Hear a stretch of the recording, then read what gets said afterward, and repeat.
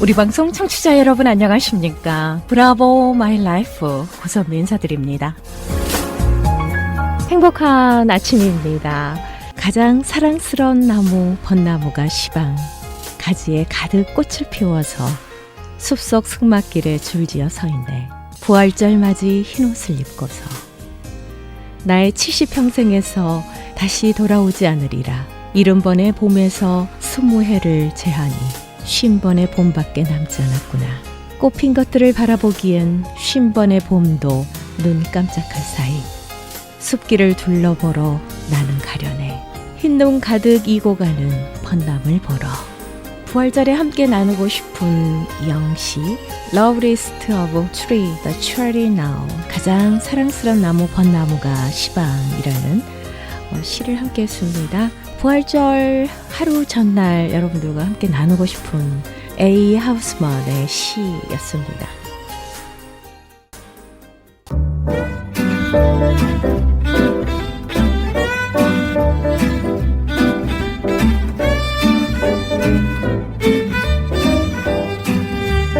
브라보 마이 라이프 함께하고 계십니다. 이 시간은 서울 메디컬 그룹 단독 제공입니다. 브라보 마이 라이프는 다시 들으실 수 있습니다. 유튜브 검색창에서 고선미 브라보를 검색하시거나 서울 메디컬 그룹 한경모를 검색하시면 굉장히 많은 인터뷰 내용들, 사랑과 영혼의 대화가 올라가 있습니다. 다시 듣기를 원하시는 분들은 유튜브 검색창에서 고선미 브라보를 검색하시면 되겠습니다. 많이 애청해 주시고요. 응원해 주시면 고맙겠습니다. 자, 서울 메디컬 그룹 재정이사이자 내과 전문의시죠. 한경모 박사님 인사드리겠습니다. 안녕하세요. 네, 안녕하세요. 반갑습니다. 네, 다시 뵙습니다. 네. 이번 주의 주제는 뭘까요? 이번에는 또 부활에 대해서 얘기를 맞습니다. 해봤습니다. 내일이 부활절이죠. 부활절 하면 우리 고선미 씨는 어떤 것이 연상이 되시나요? 그 색깔칠한 달걀 있지 않습니까? 아, 달걀. 그죠. 예, 늘 부활절이면 등장하는 달걀. 예, 그걸 어린아이들에게 나눠주기도 하고. 네네네. 또 그리고 토끼 그 데코레이션이 많이 등장하는 것 같아요. 부활절이면. 토끼 데코레이션이요? 예, 주일학교라든가. 주일학교 아이들은 굉장히 좋아하죠. 예. 그런 데코레이션을. 그래서 달걀이 이제 부화되는 것 때문에 또 부활의 상징성으로 그쵸. 달걀이 하지 않나 짐작이 되고 네. 또 토끼는 아주 다산을 한다 그래요. 그러니까 이제 번식하고 네. 많이 번식하는 것이 이제 부활의 의미하고 네네네. 비슷해서 아마 토끼를 많이 그리는지도 모르겠어요. 아하. 예. 그리고 뭐 또 그 톨스토이의 유명한 소설 중에 부활이라는 것이 있는 걸 알고 있어요. 네, 그렇죠. 예, 그런 것도 생각나고 네, 이런 것도 생각나는데 오늘은 하여튼 그 부활의 참 의미에 대해서 네네. 성경은 뭐라고 제시하나 하나님의 말씀인 성경에서는 어떻게 부활의 의미를 하나 이제 그런 걸 좀 돌아보려고 그러는데 네네. 우리가 지금 우선 계절적으로 이제 봄이 막 시작이 됐지 않습니까? 그렇죠. 그러니까 이제 우리가 겨울이면 모든 것이 땅 속에 얼은 동토의 땅에서 다 이렇게 죽어 있는 것처럼 땅 속에 있다가도 또 때가 되면 계절이죠. 네, 그 안에서 어떻게 살아갔고 싹이 나기 시작하고 움도 트고 네. 그러다 보면 이제 어느 정도 아주 파란 실록의 계절이 찾아오지요. 네네. 네, 그래서 저는 계절 중에서도 봄을 참 좋아합니다. 아, 그러세요? 예. 저는 가을을 참 좋아했었거든요. 예. 미스 때는. 네. 근데 지금 봄이 좋더라고요. 그래서 꽃이 저도 막 그래요. 만발하고. 저는 워낙에 봄을 좋아했는데 아, 그렇습니까? 이제 계절적으로 인생에 예. 뭐 저는 가을이라고 할 수 있겠는데 따사로운 봄이 좋습니다. 네, 봄이 꽃이 좋습니다. 피는 봄. 네, 네. 예, 만물이 생동하는 봄. 그래 생동하고 새로 시작되고 그렇죠. 언제 그랬다는 듯이 이렇게 새로운 생명과 네. 새로움이 가득 찬 그런 실로의 계절 봄이 전 좋은데 네. 자 이제 우선 부활을 생각하기 위해서 네. 한번 좀 과거와 미래와 현재 그 나눠서 좀 생각해 보려고 그래요. 네, 네. 근데 먼저 부활의 과거를 생각한다 그러면 네. 일단 부활이라는 것은 하나의 엄연한 역사적인 사실이라는 거죠. 그렇죠. 그러니까 그리스도가 죽은 자들 사이에서 3일 동안 장사 지낸 후에 네. 살아나셨다. 어허. 부활하셨다. 예. 그걸 믿습니까? 아멘. 부활절하면 예수님이 그러니까 어떤 떠오르잖아요. 역사적 사실을 믿는 이유는 네. 우리가 증언이 될 만한 그런 문서가 남아 있다든가 네. 이제 그런 걸 통해서 우리가 어떤 역사적을 믿는 건데 이제 그리스도가 부활했다는 그런 역사적인 많은 증거와 증인들과 문헌이 네. 남아 있다는 거죠. 음흠. 그래서 그것은 엄연히 이제 빈 무덤으로 남아 있다는 거예요. 그리스도의 그쵸. 무덤은. 네네네. 왜냐하면 살아나셨다는 거예요. 비었다는 거예요. 그렇죠. 네, 그것이 하나의 엄연한 역사적인 사실이다. 예, 다른 어떤 우리가 뭐 이순신 장군이 있는 거 안 봤지만 어떻게 합니까? 딱 그쵸. 역사적인 기록과 이런 걸 통해서 믿듯이 네네네. 그리스도의 그런 부활은 네. 유일하게 인류 가운데 유일하게 죽었다가 다시 살아난 그런 엄연한 역사적인 사실이다. 네. 믿을 수 없는 사실이지만 정말 역사적인 사실이라는 거죠. 그렇죠. 또 과거에 일어난 그것은 또 영적으로 볼 적에 또 커다란 다른 의미가 있는데 그것은 죽음의 권세를 깨트렸다는 의미가 있습니다. 아하. 네. 왜냐하면 사망, 죽음이라는 네. 것은 큰 권세거든요. 그러니까 그 파워가 대단합니다. 죽음이라는 거는. 그런데 어느 인간도 네. 예를 들면 뭐 진시황, 뭐 시저, 뭐 히틀러, 김일성 누구 간에 특별히 진시황 같은 사람은 오래오래 장수하고 싶어서 영생을 꿈꿔서 불로초도 찾고 했지만 네네. 이게 죽음이 사자가 찾아오면 아무도 저항을 못해요. 그렇죠. 거기 빈손으로 가야죠.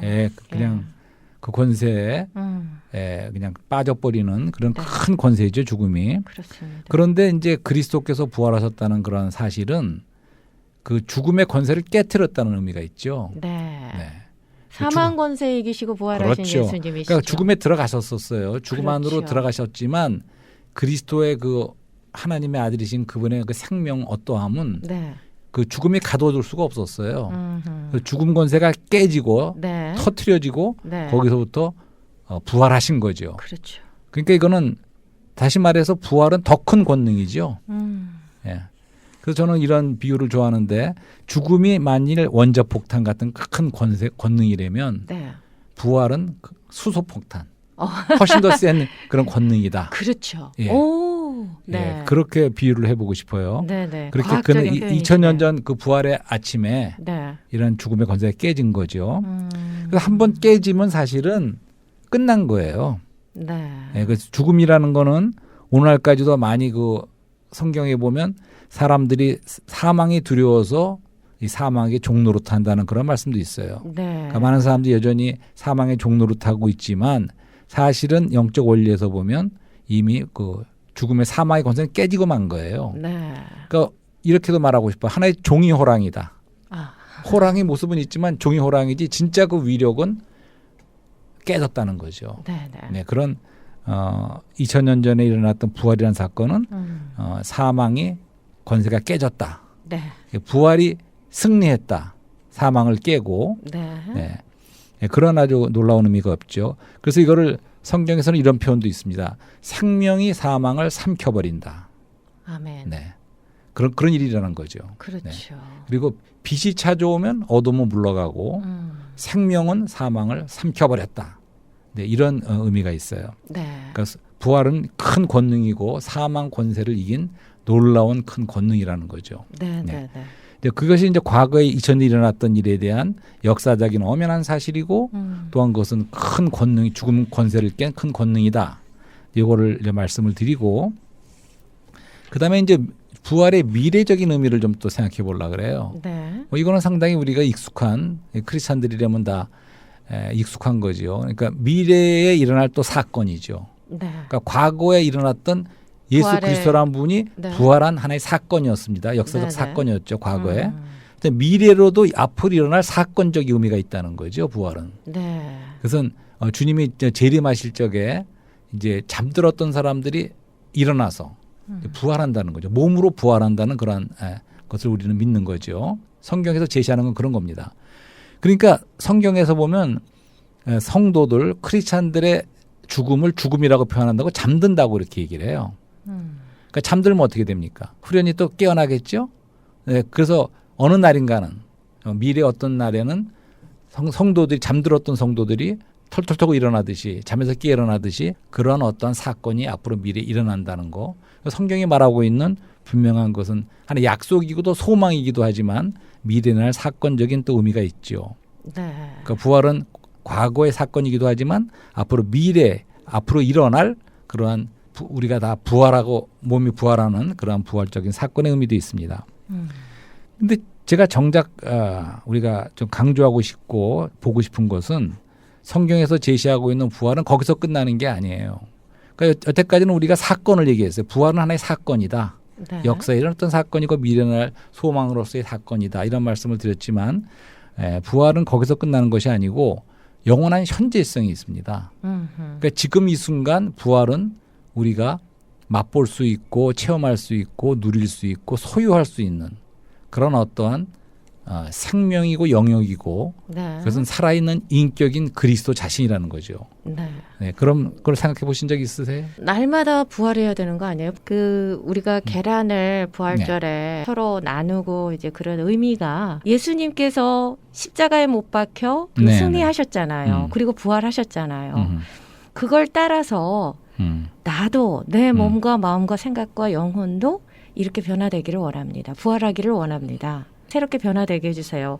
그런 간절한 마음이 있거든요. 생명으로 변화되는 거죠. 그렇죠. 생명의 성장과 성숙과 변화와 네. 그래서 지금 그걸 말씀드리는 거죠. 그러니까 부활은 생명의 의미가 있다는 겁니다. 생명. 부활 자체가 생명이라는 거죠. 그러니까 다시 말해서 부활은 다시 우리가 태어나는 거죠. 그거는 이제 거듭나는 거고 네. 부활도 죽었다가 살아난 생명이죠. 근데 그런 죽었다 살아난 사건만이 아니고 이것은 하나의 영원한 현재성으로서 네. 지금 우리가 소유하고 체험할 수 있는 하나의 생명이라는 거죠. 하나의 인격이라는 겁니다. 그리스도 자신이 부활이라는 걸 말씀드리는 거예요. 예를 들어서 굉장히 환경이 죽음이 찾아오는 것 같은 환경이 찾아왔다고 할 적에 네. 내가 지금 부활을 체험할 수 있냐 이거죠. 그러니까 그것이 고난줄이 아니고 언제라도 네. 우리가 살아가는 동안에 어려운 일이 있을 적에 삶 속에서 내 안에 부활을 내가 갖고 있으면 네. 아까 부활은 큰 권능이라고 하지 않았습니까? 네. 네. 내가 그 부활을 체험하고 누리고 네. 내가 소유한 이 부활이신 그리스도를 네. 내가 그걸 통해서 이런 환경을 이길 수도 있고 감당할 수도 있고 오히려 거기서 승리할 수 있는 이제 그런 실제적인 우리의 누림이 되는 것이 부활이라는 거죠. 그래서 그렇군요. 이런 말씀하는 이유는 요한복음에 이제 그런 말씀이 있어요. 네. 요한복음의 말씀에 보면 바로 예수님이 요한복음 11장에서 네. 그 마리아와 마르다와 나사로 가정 아시죠? 알죠. 베다니에 있던 그 가정을 굉장히 주님이 사랑하신 가정이에요. 네. 그래서 오다 가다 많이 들리신 거로 돼 있는데 근데 이제 소문에 나사로가 병이 들었다. 이제 그런 소문을 들었어요. 네. 그래서 이제 아직 죽진 않았었는데 처음 들었을 적에는 그래서 주님이 그 마을로 찾아가는 거예요. 도착해 보니까 이미 죽어서 장사한 지 사흘 동안 그렇죠. 갇혀 있었는 상태였죠. 네. 돌무덤에. 그래서 그때 유대인들이 많이 위로하기 위해서 그 남매들을 위로하기 위해서 찾아온 상태였는데 네. 주님이 오셔서 무슨 말씀을 하냐면 마르다에게 그러니까 마르다가 말이 많았어요. 주님이 일찍 오셨으면 안 죽었을 텐데 우리 오라버니가 뭐 이런 얘기도 하고 막 그랬더니 주님이 이제 그 말을 거의 막다시피 하면서 뭐라고 말씀하시냐면 나는 부활이요 생명이니 이렇게 말씀하세요. 나를 믿는 사람은 죽어도 살 것이고 누구든지 살아서 나를 믿는 사람은 영원히 죽지 않을 것입니다. 그대가 이것을 믿습니까? 아멘. 고선미 씨 이것을 믿습니까? 자, 이거 뭘 믿는 네. 거냐면 처음에 말씀하면 나는 부활이요 생명이니라고 말씀하셨어요, 주님이. 네. 그러니까 그분 자신이 부활이라는 얘기예요. 그렇죠. 그러니까 살려주겠다는 얘기도 아니고 부활시키겠다는 얘기도 아니고 물론 그렇게 하실 분이에요. 하지만 요 최소한 여기서는 그분 자신이 내가고 부활이고 생명이다 이렇게 말씀하셨어요. 네. 그러니까 부활 생명이라는 거는 그냥 생명보다 더 생명이에요. 왜냐하면 부활 생명은 죽음을 뚫고 지나가고 이긴 생명이에요. 그러니까 이것은 어떠한 생명인지. 그러니까 주님 자신이 내가고 부활이라 그랬어요. 네. 제가 이거 말씀을 드리는 거예요. 그러니까 주님이 부활이기 때문에 주님이 찾아오면 부활이 찾아온 것이고 내가 그리스도를 영접해서 내 안에 가지고 소유한다면 부활을 소유한 것이고 내가 그분의 그 부활 안에 분위기 안에 있으면 부활의 분위기 안에 있는 거예요. 그분이 함께하면. 네. 그렇기 때문에 우리가 부활은 일생 동안 우리가 누리고 체험하고 얻을 수 있는 바로 그리스도 자신이 부활이라는 살아있는 인격이 바로 부활이라는 이런 것을 성경에 나와 있는 요한복음 가지고 말씀을 드려보는 거예요. 자, 그러면 저는 그러한 그 복음 성가를 좀 좋아하는데 그런 아시죠? 살아계신 주 나의 참된 소망. 살아계신 예, 맞습니다. 나의 참된 예, 소망. 하나님 독생자 예수 이렇게 하는. 예. 근데 그런 복음 성가를 참 좋아하는데 그 복음 성가 영어로 하는데 그렇게 후렴을 부르는 걸 들어봤어요. 그렇습니까? I can face tomorrow. 그러니까 나는 내일을 대면할 수 있다. 바로 살아계신 그분 때문에 그런 후렴이 나오고 있어요, 영어로. 네. 그래서 그거 무슨 말이냐면 그분이 아니래 모르는데 그분 때문에 살아계신 주님 때문에 나는 내일도 또 대면할 수 있다. 그러니까 우리가 어떤 때는 너무나 어려운 일이 많고 할 적에는 아침에 일어나서 하루를 대면하기도 쉽지 않은 그런 상황이 올 수 있어요. 그렇죠. 또 지금도 많은 어려운 일을 겪는 분도 있을지 몰라요. 하지만 살아계신 분이신 그분이 내 안에 계시다 그러면 네.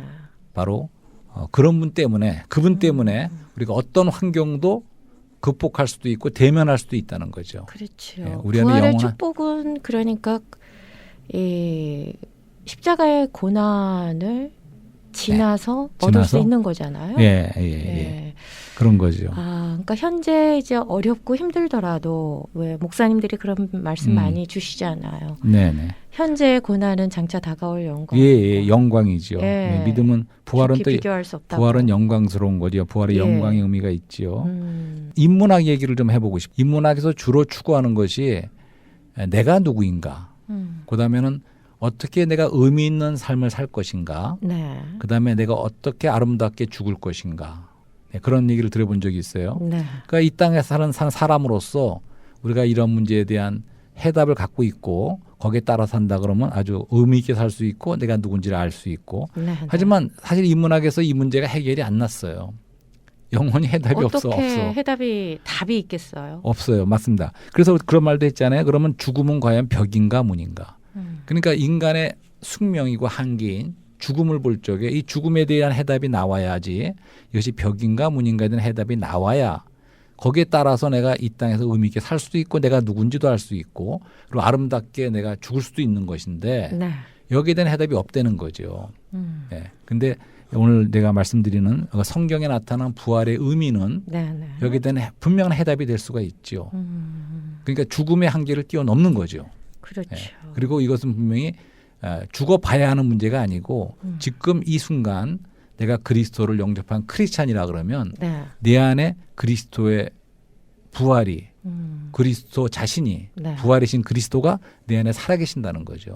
그것이 크리스찬의 의미죠. 아하. 그런 의미에서 사실은 초대교회가 시작되고 나서 주로 베드로와 그 제자들이 처음에 설교하고 했던 증언한 것은 그리스도가 살아계셨다는 거예요. 살아나셨다는 거예요. 그때는 놀라운 일이었죠. 놀라운 그때. 일이었죠. 그러니까 막 그 그렇죠. 예루살렘 전체가 소동이 날 정도로 네. 막 말씀을 그리스도가 너희들이 죽인 그리스도가 살아나셨다. 뭐 그걸 했어요. 그분들도 그리스도가 살았다는 하나의 부활의 증인들이었죠. 네. 근데 우리도 사실은 어떤 의미에서는 오늘날 21세기에 그리스도의 부활의 증인들입니다. 왜냐하면 우리가 그 부활한 그리스도를 체험했거든요. 네. 우리가 소유하고 있거든요. 그분과 하나가 됐거든요. 믿음으로. 그렇기 때문에 우리는 어떠한 어려움이 있어도 거기에 지는 사람들이 아니고 네. 그 안에서 우리가 이길 수 있는 부활로 이길 수 있고 그런 능력을 갖고 있는 우리가 그런 걸 처음부터 다 체험할 수 있는 건 아니지만 네. 우리가 점점 그런 것을 체험하고 지금 말씀대로 변화받고 우리가 점점 성숙된다면 우리가 이 부활 능력을 더 체험하는 거죠. 아까 인문학에 대해서 나는 누구인가 네. 뭐 어떻게 살아야 정말 잘 사는 건가 그렇죠. 또 어떻게 죽을 것인가 이 말씀 잠깐 언급해 주셨잖아요. 네. 웰빙의 삶, 웰다잉의 삶이 네. 예수 그리스도 안에 있으면 그 삶 자체가 예수님을 영접하고 예수님과 함께 동행하는 삶 자체가 웰빙의 삶 아닐까요? 그리고 맞습니다. 이 그것이 세상을 참되는 떠날 의미 있는 때도 삶이에요. 이 세상을 떠날 때도 주님께서 나와 함께 하시니까 아까도 표현을 해주셨지만 우리는 네네. 모두가 부활의 축복을 누리는 자들이 돼야 된다라고 네네. 말씀해 주셨잖아요. 예, 예. 맞습니다. 그러니까 뭐 웰다잉이 뭐 우리가 재산을 많이 남겨놓는다든가 보험을 들어둔다는 그런 의미가 아니고 우리가 이미 그리스도를 부활하신 그리스도를 우리가 소유하고 있다면 그분과 하나 돼 있다면 우리는 이 땅에 살 적에도 의미 있고 심차게 네. 절대로 절망할 수가 없죠. 그냥 어떤 상황 속에서 우리는 그걸 이길 수 있는 그러한 부활과 부활 능력이 있기 때문에 그렇게 우리가 심차게 살다가 또 마지막에 잠깐 잠들 적에도 네. 다시 깨어날 소망과 함께 끝까지 아름답게 이렇게 우리가 죽음을 맞을 수가 있다는 거죠. 그러니까 이제 인간의 숙명이랄까 운명이 사실은 사망입니다. 그런데 그리스도 안에 발견되는 크리스천들은 숙명이 더 이상 죽음이 아닙니다. 영원한 생명이죠. 그러니까 어떻게 말할 수 있냐면 아담 안에 있는 사람은 그 인간이죠. 인류죠. 아담 안에 있는 모든 사람의 운명은 죽음이지만 그리스도 안에 있는 모든 사람들의 운명은 바로 영생, 생명이라는 거죠. 네. 한국에 있을 적에는 한국과 모든 것을 운명을 같이 할 수밖에 없고 또 미국이라는 나라로 이민하면 미국과 운명을 함께 하게 되는 것처럼 네. 우리가 아담의 안에 있을 적에는 아까 말한 죽음이라는 운명과 함께 아담과 함께 운명을 함께 하는 거예요. 하지만 그리스도 안으로 옮겨 이민 왔을 적에는 전이 됐을 적에는 우리가 그분과 함께 이제 그분 영원한 운명을 같이 하는 거가 되는 거죠. 그것이 크리스찬이 된다는 의미입니다. 그래서 성경에는 in Christ, 그리스도 안에라는 말이 그렇게 많이 나오는 거죠. 그러니까 그리스도 안에 있으면 살아도 죽어도 주님의 것이고 주님과 네. 동행하는 삶이고 네, 그리스도 안에 주님과 있다는 더불어 거죠. 사는 거죠. 네. 그분 예. 안에서 모든 혜택과 축복도 네, 함께 모든 축복을 누리지만 누리는 거죠. 미래의 모든 걸 함께 누리기도 하지만 현재의 모든 상황과 맞습니다. 모든 거 함께 할 뿐만 아니라 특별히 더 이상 사망이 우리의 숙명이 아니고 네. 이는 영원한 생명이 우리의 부활 생명이 우리의 숙명이 된다는 거죠. 그러하기에 항상 감사하면서 살 수 예, 예. 있는 거죠. 예. 네, 또 그렇게 예. 살기에 그렇게 살기 때문에 또 많은 크리스천들이 네. 위기가 닥쳐도 그 위기를 잘 대처하는 것 같아요. 대처한다라는 표현보다는 예. 잘 넘어가는 것 같아요. 예, 예. 잘 그래야 이겨나가는 것 되죠. 같아요. 그렇습니다. 그래서 예. 우리가 장례식이나 그런 데 가서도 네. 아직 믿는 사람들은 그것이 하나의 부활 집회고 예, 그 추도 집회지 우리가 거기서 숙명 운명적으로 슬퍼만 하는 그런 장소가 아니라는 거죠. 그렇죠. 예. 그래서 일부러 그렇게 맞습니다. 하는 것이 아니고 실제로 그러한 집회마저도 부활의 평화롭게, 분위기 안에 있을 수가 네, 있다는 거죠. 감사하게. 왜냐하면 네. 그리스도로 인해서. 맞습니다. 자, 그래서 이제 믿는 구원을 받는 믿음도 네. 성경에서 제시하는 뭘 믿냐 하면 다시 우리 믿는 거는 그리스도의 인격과 역사를 믿는 겁니다. 근데 그리스도의 인격에 어떤 것을 믿는 거냐 하면 성경의 요한복음에 나온 말씀에 하면 그분이 하나님의 아들인 것을 믿어야 된다는 거예요. 그럴 때 영생이 있다는 말씀이 기억나실 거예요. 네. 그러니까 아까 내가 곧 부활이라고 무덤 앞에서 나서려면 말할 수 있는 그분이 하나님의 아들이 아니면 어떻게 그런 말씀할 수 있겠습니까? 그렇죠. 그러니까 하나님의 아들, 하나님이신 분이 하나님이 사람으로 이 땅에 오신 하나님의 아들이신 예수 그리스도가 내가 곧 부활이고 내가 곧 부활 생명이다 이렇게 말씀하신 그분이 바로 하나님의 아들이라는 거예요. 네. 그러니까 우리는 구원받기 위해서는 그분이 바로 그분이구나 하나님의 그렇죠. 아들을 믿어야 돼요. 또 한 가지 그분의 역사는 그분의 역사가 성육신하시고 이 땅을 사시고 죽으셨어요. 네. 그러다가 부활하셨죠. 네. 그게 다 그분이 통과한 역사죠. 그 역사 중에서 특별히 성경의 로마서에 뭐라고 말씀하냐면 그러니까 하나님이 죽은 자 가운데서 그분을 살아신 것을 부활시키신 것을 믿어야 할지니 그러면 구원을 받을 수 아멘. 있다는 거예요. 그러니까 그분의 역사 중에서는 특별히 그분이 다시 사신 거, 네. 부활을 믿어야 된다는 거죠. 그러니까 아까 말씀드렸죠. 우리가 구원받는 믿음은 그분 자신은 하나님의 아들이라는 걸 믿어야 되고 하나님의 아들이신 그분이 우리를 위해서 죽으셨다가 이제는 부활하셨다. 네. 그 두 가지를 믿는 것이 구원받는 믿음이라는 걸 말씀드리면서 마지막으로 그러면 그 요한복음에 나오는 또 여러분들이 익숙하지 않지만 너무나 중요한 거 한 가지를 말씀드리고 마치려고 그래요. 부활에 대해서. 네. 주님이 부활하신 그런 새벽 미명이에요. 아직 어두울 적인데 네. 요한복음 20장에 보면 이 막달라 마리아가 11절에서 무덤 밖에 서서 울고 있었어요. 네. 그냥 무덤이 벌써 비어 있었고 누군가 가져갔다는 거야. 그래서 그냥 어쩔 줄을 모르고 마리아가 울고 서 있었어요. 그렇죠. 그럴 때 주님이 나타나셨어요. 17절에. 네. 그래서 막달라 마리아에게 그러니까 주님이 부활하신 주님이 처음으로 말씀을 들은 것도 막달라 마리아예요. 네. 이 마리아한테 뭐라고 말씀하시냐면 주님이 하신 말씀이에요. 잘 들어보세요. 그대는 내 형제들에게 가서 형제라 그랬어요. 네, 네. 내 형제들. 그러니까 베드로, 요한 이런 제자들을 야고보, 예. 처음으로 형제들이라고 불렀어요. 네. 그대는 내 형제들에게 가서. 그러니까 그 전까지는 형제라고 부르지 않았어요. 이 땅에 계실 적에 그분은 제자들이다, 친구다 이렇게는 불렀어도 그렇죠. 형제라고 부르지 않았는데 이제 부활의 아침에 뭔가 바뀐 거죠. 아하. 여기서 주님이 제자들을 뭐라고 칭하냐면 그대는 내 형제들에게 가서 이렇게 말합니다. 네. 아하. 그러고 나서 그다음 무슨 말씀이냐면 내가 나의 아버지 네. 곧 여러분의 아버지 음. 또 나의 하나님 곧 여러분의 하나님께로 올라간다고 말씀하라 이렇게 아하. 말씀하세요. 이것도 무슨 말씀입니까? 그러니까 하나님 아버지가 그리스도의 아버지시고 네. 또 우리들의 아버지라는 거예요. 놀라운 축복입니다. 놀라운 말씀이죠. 네. 그다음에 나의 하나님, 그리스도의 하나님이신 그 하나님께서 또 여러분의 하나님이라는 우리의 거예요. 하나님. 우리 하나님. 그리고 처음에 말한 형제라 그랬어요. 그러면 이거는 무슨 말인지 이해가 쉽게 되지요. 그러니까 그쵸. 하나님 아버지, 한 아버지 밑에 많은 패밀리네요. 아들들이 있는데 그 많은 아들들이 그리스도가 형제라고 불렀으니까. 그리고 네. 로마서 8장에 보면 맏아들이라고 말씀합니다. 그리스도가. 그렇죠. 그러니까 맏아들이라는 말은 많은 아들들이 있다는 얘기예요.